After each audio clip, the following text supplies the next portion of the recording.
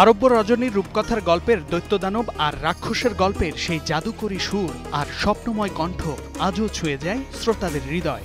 একসময় শুক্রবার সন্ধ্যায় টিভি পর্দায় এই সুরে ঘরে ঘরে নেমে আসত নিস্তব্ধতা, কিন্তু যে গান শুনে এখনো পুরনো দিনের স্মৃতি মনে পড়ে, সেই গানের পেছনে কারা ছিলেন?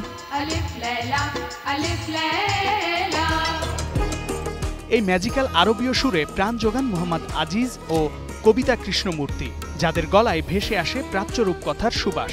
আরবি রূপকথা আলিফ লায়লা ওয়া লায়লা বা 1001 রাত অবলম্বনে তৈরি সিরিজটি তুমুল জনপ্রিয়তা পায় ভারত এবং বাংলাদেশে।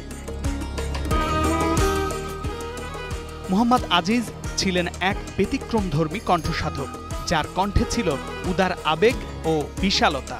মাই নেম ইজ লক্ষণ, মার্থ টাঙ্গেওয়ালা, সাথিরে এর মতো উল্লেখযোগ্য সব গানে কণ্ঠ দিয়েছেন কালজয়ী এই শিল্পী। 2018 সালে হৃদরোগে আক্রান্ত হয়ে তার মৃত্যু হলেও তার কণ্ঠ আজও অমর হয়ে আছে ভক্তদের হৃদয়ে। কালজয়ী এই সুরের আরেক জাদুকর ভারতীয় শাস্ত্রীয় সঙ্গীতে প্রশিক্ষিত কবিতা কৃষ্ণমূর্তি শুধু আলিফ লায়লা নয়, সুরের জাদুতে মাতিয়েছেন বলিউড, দক্ষিণ ভারতীয় সিনেমা সহ অন্যান্য ভাষার গান। হাওয়া হাওয়াই, প্যার হুয়া চুপকেসে, ডোলারে ডোলায়ের মতো অসংখ্য গানে কণ্ঠ দিয়েছেন। এখনও শাস্ত্রীয় ও ফিউশন সঙ্গীতে নতুন প্রজন্মের সঙ্গে কাজ করেন খ্যাতনামা এই সঙ্গীত শিল্পী।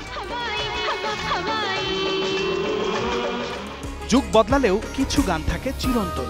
রূপকথার দরজা খুলে দেয়া এই গান বেঁচে থাকবে গল্পে, স্মৃতিতে। শামীম বিশ্বাস, স্টার নিউজ।